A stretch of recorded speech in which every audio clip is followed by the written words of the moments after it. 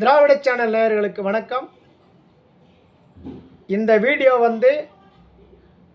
ஓட்டுநர்கள், ஆட்டோ ஓட்டுநர்கள், லாரி ஓட்டுநர்கள், எல்லா வாகன ஓட்டுநர்களுக்கான வீடியோ தான் இது. அதனால் ஓட்டுநர்களே இதை கடைசி வரைக்கும் பாருங்கள். உங்களுக்கு இதில் ஏதேனும் பயனுள்ளதாக தகவல் இருக்குன்னு நான் நம்புகிறேன். அந்த நம்பிக்கையில் இந்த வீடியோவை பதிவு செய்கிறேன். இப்போது ஐடி அலுவலகத்தில் நிறைய ஐடி படிச்சுட்டு பசங்க வந்திருப்பானுங்க. ஐடி கம்பெனியில் போய் பார்த்தீங்கன்னா ஒரு சிலர் தான் தைரியமாக சொல்லுவார், எங்கள் அப்பா ஆட்டோ டிரைவர் அப்படின்வார். ஒரு முறை பெருங்குளத்தூரில் ஒரு டிராஃபிக் ஆர்ஐ அடுத்த ரேஞ்சில் இருக்கக்கூடியவர், அவரும் ஒரு முறை பேசும்போது சொன்னார், எங்கள் அப்பா ஆட்டோ தொழிலாளி, அவர் கடுமையாக உழைச்சி என்னை இந்த அளவுக்கு உயர்த்தியிருக்காரு, அதனால் நீங்களும் உங்கள் பிள்ளைங்களை நல்லா படிக்க வைக்கணும் அப்படின்னு சொன்னார். நீங்கள் நிறைய இடத்துல இப்போ நீங்கள் பார்க்கலாம், ரொம்ப சந்தோஷமாக இருக்குது. ஆனால் என்ன வருத்தமான செய்தின்னு பார்த்தோம்னா, ஆட்டோ ஓட்டிய தொழிலாளி தான் தன்னுடைய குழந்தைய நல்ல நிலமையில் படிக்க வச்சிருக்காருன்றது ஒரு சந்தோஷமான விஷயம். மற்றபடி பார்த்தோம்னா லாரி டிரைவர், மற்ற வண்டி ஓட்டக்கூடிய டிரைவர் எல்லாம் பார்த்திங்கன்னா அவங்க குழந்தைங்களை அந்த மாதிரி படிக்க வச்சுருக்காரான்னா கம்மி. அங்கொன்றும் இங்கொன்றும் இருக்கலாம், சுத்தமாக இல்லாமல்லாம் இருக்க முடியாது, ஆனால் பெரும்பான்மை கம்மி.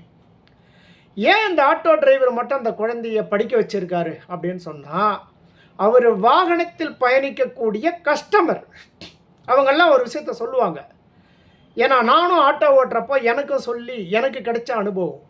அதே போல் அவங்க என்ன சொல்லுவாங்கன்னா, வந்த உடனே ஒரு சில நல்ல மனிதர்லாம் வருவாங்க, ஆட்டோவில் கேட்பாங்க, தம்பி கல்யாணம் ஆகிடுச்சா அப்படின்னு கேட்பாங்க. ஆமாம். பசங்க இருக்கா? இருக்குது.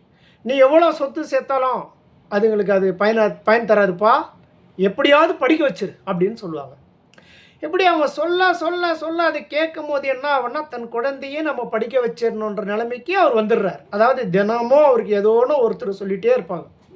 ஏன்னா அனைத்து விதமான மக்களோடு பழகக்கூடிய வாய்ப்பு. இன்னொன்று பார்த்தீங்கன்னா ஸ்கூல் சவாரி ஓட்டுறது. இப்போ இந்த ஸ்கூல் சவாரி ஓட்டும் போது அவருக்கு என்ன ஆசை வரும்னா, இதுபோல் நம்ம குழந்தைங்களை படிக்க வைக்கணும். ஸ்கூல் சவாரி வண்டியில் பயணம் எடுத்து போகிறாருல, அது வரக்கூடிய வாடகையை அப்படியே அவர் குழந்தைக்கு கட்டுவார் ஃபீஸ். ஏன்னா அந்த பயணத்திலே இருக்கிறதுனால. அதனால் ஆட்டோ டிரைவருக்கு இரண்டாவது வாய்ப்பு. மூணாவது இன்னொரு விஷயம் என்னன்னு கேட்டிங்கன்னா, வேறு தாத்தா வயசில் இருக்காருன்னு வச்சுக்க, தன்னுடைய பேத்திங்களை படிக்க வைக்கணும், பேரனுங்களை படிக்க வைக்கணும். அந்த படிக்க வைக்கணுன்ற வாய்ப்பு ஆட்டோ ஓட்டக்கூடிய தொழிலாளர்களுக்கு கிடைச்சிருக்கு. ஆகையினால தான் இன்றைய சூழ்நிலையில் பெரும்பாலான ஆட்டோ டிரைவர் நிறைய சொல்லிக்கிட்டே இருக்கலாம். அமெரிக்காவில் இருக்கிறாங்க, என் ஃப்ரெண்டுங்கள்லாம் ஏகப்பட்ட ஆட்டோ டிரைவர்கள், அவங்க குழந்தைங்க அமெரிக்காவில் இருக்குது, தாய்லாந்தில் இருக்குது, வேறு நாட்டில் இருக்காங்க. சுஸ் வங்கியில் கூட வேலை செய்கிறாரு என்னுடைய ஆட்டோ டிரைவருடைய ஃப்ரெண்டுடைய மகள். பெரிய அளவில் இந்த ஆட்டோவில் இருக்கக்கூடிய டிரைவருங்களால செய்ய முடிச்சு. லாரி டிரைவருங்களுக்கும் இந்த அன்பான வேண்டுகோளை நான் வைக்கிறேன், படிக்கணுங்க. இன்றைக்கி பார்த்திங்கன்னா ஒரு தகவல் வந்துட்டுருக்கு, பங்களாதேஷ் ஒரு காலத்தில் வறுமையின் பிடியில் தாண்டவமாடிய ஒரு நாடு அது. அதாவது பாகிஸ்தானை நம்மளுடைய அன்னை இந்திரா காந்தி அம்மையார் பிரித்து கொடுக்குறப்போ பாகிஸ்தானிடமிருந்து பங்களாதேஷுக்கு விடுதலை வாங்கி கொடுத்த பெருமை இந்தியாவுக்கு உண்டு. ஆனால் அப்போல்லாம் அவங்க பெரிய அளவுக்கு வறுமையில் இருந்தாங்க. அதன் பிறகு அவங்க ஒரு விஷயத்தை புரிஞ்சுக்கினாங்க, படித்தாதான் முன்னேற முடியும்னு. ஆனால் இன்றைக்கி பங்களாதேஷில் பெரிய அளவில் போராட்டம் வெடிக்குதுன்றாங்க. என்ன காரணம்னு பார்த்திங்கன்னா இடஒதுக்கீடு தான். அன்றைக்கு இந்த பாகிஸ்தானுக்கும் பங்களாதேஷுக்கும் பிரிவினை ஏற்பட்ட போது அன்று போராடிய தியாகிகளுக்கு ஒரு 30% இடஒதுக்கீடு கொடுத்துருக்காங்க. அது இன்றைக்கி வேணான்றாங்க. ஏன்னா எல்லாரும் படிச்சுட்டு வந்துட்டோம், அவங்களுக்கு இடஒதுக்கீடு கொடுத்துட்டே இருந்தால் எங்களுக்கு எங்கே படித்த பிறகு வேலை வேணும். அதுபோல் படித்தா அந்த நாடு முன்னேறும். இன்றைக்கி இந்தியாவோட டிடிசிப்பில் முன்னேறதா சொல்கிறாங்க பங்களாதேஷை. எந்த நாடு படிக்குதோ, கல்வியில் முன்னேறுகிறார்களோ அது உடனடியாக முன்னேறிடும். சிங்கப்பூர், ஜப்பானில் அந்த அணுகுண்டு சோதனை நடத்தியப்போ புல்லு பூண்டு கூட முளைக்காதுன்னு சொன்னான். தன்னுடைய திறமையை பயன்படுத்தி அந்த நாடு இன்றைக்கி உலகத்துக்கே சவால் விடுற அளவுக்கு ஜப்பான் இன்றைக்கி முன்னேறி இருக்குது. கல்வி தான்.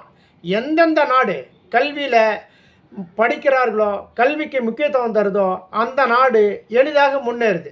அடுத்து பார்த்தோம்னா கியூபா, ஒரு சிறிய நாடு.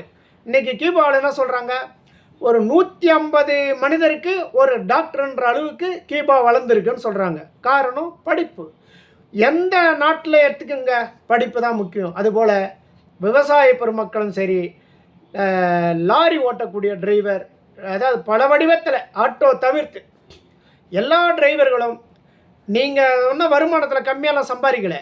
என்ன அந்த உடம்பு வலிக்குது, சரக்கு அடிக்க போகிறேன், கல்யாணத்துக்கு போனேன், சந்தோஷத்தில் சரக்கு அடிக்கிறேன், இப்போ வந்து ஒரு துக்க நிகழ்ச்சிக்கு போகிறேன், துக்கத்தில் சரக்கு அடிக்கிறேன். ஆக குடிக்கிறதுக்கு ஒவ்வொரு நாளும் ஒவ்வொரு தகவலை மாறி மாறி நியாயப்படுத்திகிட்டே இருக்கிறீங்க. உங்களுக்கு ஒரு உண்மையை சொல்கிறேங்க, நானும் வாலிபத்தில் சரக்கு குடித்தவன் தான். அப்போது நான் ஒரு காலத்தில் ஒரு முடிவு பண்ணேன், என் குழந்தைங்களை படிக்க வைக்கணும்னு நான் முடிவு பண்ணப்போ அந்த சரக்கு தூக்கி ஓரமாக வச்சேன். அதனுடைய பலன் என்னுடைய குழந்தைங்க வந்து படித்து அவங்களாம் ஒரு நல்ல நிலமையில் வேலைக்கு போயிட்டுருக்காங்க. உங்களுக்கும் அதை தான் சொல்கிறேன். நீங்கள் எந்த வண்டி வேணாலும் ஓட்டுங்க. ஆட்டோ டிரைவர்களுக்கு சொல்லவே தேவையில்லை. அவங்க ஆல்ரெடி அதாவது அவங்களும் படிக்கிறாங்க. அவங்க வண்டியில் வரக்கூடிய கஸ்டமர் அவங்கள வந்து நீங்கள் உங்கள் குழந்தைய படிக்க வைங்கன்னு சொல்கிறாங்க. அவங்க வண்டியில் பயணிக்கக்கூடிய குழந்தையுடைய பெற்றோர்களும் சொல்கிறாங்க, உங்கள் பிள்ளைகளை படிக்க வைன்றாங்க. அதே போல் அவங்க பலவிதமான மக்களோட பழகக்கூடிய வாய்ப்பு ஏற்படுகின்ற காரணத்தினால நிதி உதவி கூட ஒரு சிலருக்கு, எனக்கு தெரிஞ்சு எத்தனையோ இடத்துல குழந்தைங்களுக்கு பள்ளிக்கூடத்தில் ஏற்றி போகிறாருங்களா, அதில் கொஞ்சம் வசதி வாய்ப்பு இருக்கிற நல்ல மனிதர்கள்லாம் கேட்பாங்க, உங்கள் குழந்தைக்கு என்ன வேணும் சொல்லுப்பா, தைரியமாக கேளுப்பா, வெக்கப்படாதப்பா அப்படின்னு சொல்லுவாங்க. அதாவது காமராஜர் அவர்கள் சொல்லியிருக்காரு, குழந்தைங்களா பள்ளிக்கூடத்துக்கு பெரியவங்க சொல்லியிருக்காங்க. அதாவது ஔவையார் சொன்னதை கோடிட்டு காட்டுறார், கற்கே நன்று பிச்சை பிழினும் கற்கே நன்று. இது வந்து திருவள்ளுவர் எழுதிய குறள். ஔவையாரும் சொல்லியிருப்பாங்க, அதாவது பிச்சை எடுத்தாவது படின்னு. அது இப்போ கவனத்தில் எனக்கு சரியாக வரல. அதே போல் காமராஜர் அவர்கள் சொன்னது அதுதான், பெரியவங்கள்லாம் பிச்சை எடுத்தாவது படின்னு சொல்லியிருக்காங்க. நீங்கள் பிச்சை எடுக்க வேணாம், உங்களுக்காக நான் பிச்சை எடுக்கிறேன், நீங்கள் போய் படின்னு நம்மளுடைய மரியாதைக்குரிய ஐயா காமராஜர் அவர்கள் ஐயா சொல்லியிருக்காரு. நம்ம முதலமைச்சரெல்லாம் சாதாரணம் கிடையாதுங்க. தமிழ்நாட்டில் அவர்கள் கூட கருத்து வேறுபாடு இருக்கலாம். காங்கிரஸு, அதிமுக, திமுக இவங்களுக்கெல்லாம் கருத்து மாறுபாடு இருக்கலாம். ஆனால் தமிழ்நாட்டில் கல்விக்கு எல்லாரும் ஏதோ ஒரு விதத்தில் போட்டி போட்டுக்கின்னு இன்றைய முதல்வர் வரை இவர் காலை உணவும் கொடுத்து நீங்கள் பள்ளிக்கூடம் போங்க அப்படின்னு சொல்கிறார். இப்போ வந்து எல்லாம் என்ன சொல்கிறாங்க, ஒயின் ஷாப்பில் விலை ஏற்றிட்டாரு, அங்கே ஏற்றிட்டாருன்னா அதெல்லாம் ஒரு அரசியல் இருக்கட்டும். ஆனாலும் நம்ம குடிக்க வேண்டாம் என்று தான் சொல்கிறோம். டிரைவர்கள், ஏன்னா ஏன் டிரைவர் மட்டும் சொல்கிறேன், மற்றவங்க சொன்னால் எல்லாரையும் தான் சொல்கிறேன். ஆனால் பெரிய அளவில் தன்னுடைய வருமானத்தை ஊதாரித்தனமாக செலவு செஞ்சுட்டு அதாவது நான் ஒரு மார்க்கெட்டிங் படித்தேங்க ஒரு 6 மாதம். இந்த மார்க்கெட்டிங் படிக்கிறப்போ அது கடைசியாக இதை சொல்லி முடிக்கிறேன். அந்த மார்க்கெட்டிங்கில் என்ன சொல்கிறாங்கன்னா, 12 மணிலேருந்து 1 மணிக்குள்ளே நீ வீட்டில் வெளியே யூரியன் எந்திரிச்சு போவல்ல, அப்போ லைட்டை போட்டு பாரு, உன்னுடைய மனைவி உன்னுடைய குழந்தைங்கள்லாம் ஏதோ ஒரு லட்சிய கனவோடு உறங்கிட்டு இருப்பாங்க. தன்னுடைய தந்தை வந்து நமக்காக உழைச்சி நம்மளை படிக்க வச்சு ஒரு நல்ல நிலைமையில் உருவாக்குவார் என்ற ஒரு லட்சிய கனவில் அந்த குழந்தைங்க உறங்கிட்டு இருக்கோம். உன்னுடைய மனைவி தன்னுடைய கணவன் ஏதோ ஒரு விதத்தில் நம்மளை காப்பாற்றுறன்ற நம்பிக்கையோடு உறங்கிட்டு இருக்கோம் அப்படின்னு அந்த மார்க்கெட்டிங்கில் சொல்லுவான். மார்க்கெட்டிங்கில் பல உதாரணம் சொல்லுவான். இந்த உதாரணத்தை பார்த்தோம்னா, நீங்கள் பாருங்கள், நைட்டில் உங்கள் மனைவி மக்கள் உறங்கி கொண்டிருக்கும்போது அந்த லைட்டை போட்டு அவங்க முகத்தை கொஞ்சம் பார்த்தீங்கன்னா, இந்த பிறவியில் இவங்களுக்கு நம்ம என்னடா செய்ய போகிறோன்னு ஒரு லட்சியம், ஒரு வைராக்கியம். என் கூட பேசுகிறப்ப எத்தனையோ ஓட்டுநர்கள் கேட்பாங்க, அண்ணா என்னால் சரக்கு அடிக்கிறத விடவே முடியலண்ணா, என்னண்ணா பண்ண சொல்கிற, என்னடா தம் அடிக்கிறத விடவே முடியலண்ணா அப்படின்னு. அப்படிலாம் ஒன்றும் கிடையாது. எதையுமே நீ பிடிச்சிட்டு இல்லை, அது உன்னே பிடிச்சில்லை, அது உன்னை பிடிச்சிட்ருக்கா, என்னை விட மாட்டேங்குது, என்னை கட்டி போட்டுச்சுன்னு நீ தான் அதை பிடிச்சிட்ருக்க. இப்போ சிகரெட்டை யார் பிடிக்கிறான், உன் கையில் வச்சு நீ தான் பிடிக்கிற, நீ தான் அந்த புகையை உரிகிற. சரக்கு கிளாஸில் ஊற்றி யார் குடிக்கிறான், நீ தான் குடிக்கிற, அது ஒன்று குடிக்கல. அப்போ நீ என்ன பண்ணணும், இனி இதுக்கு முன்னாடி எனக்கு இந்த பழக்கம் இல்லை, அதாவது இதுக்கு முன்பு எனக்கு இந்த பழக்கம் இல்லை, இனியும் அந்த பழக்கம் என்கிட்ட வராது.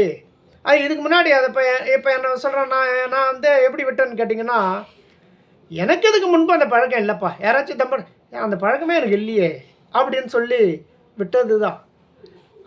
அது நம்மளை பிடிச்சில்ல, நாம் தான் அதை பிடிச்சிட்ருக்கோம்.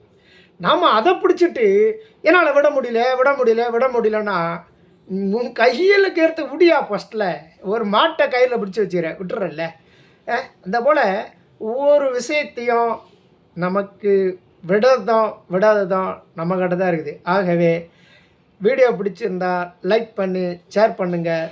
சமூகத்தின் பயணத்தை தொடர்ந்து பேசுவோம். இணைந்திருங்கள். திராவிட சேனல். நன்றி, வணக்கம்.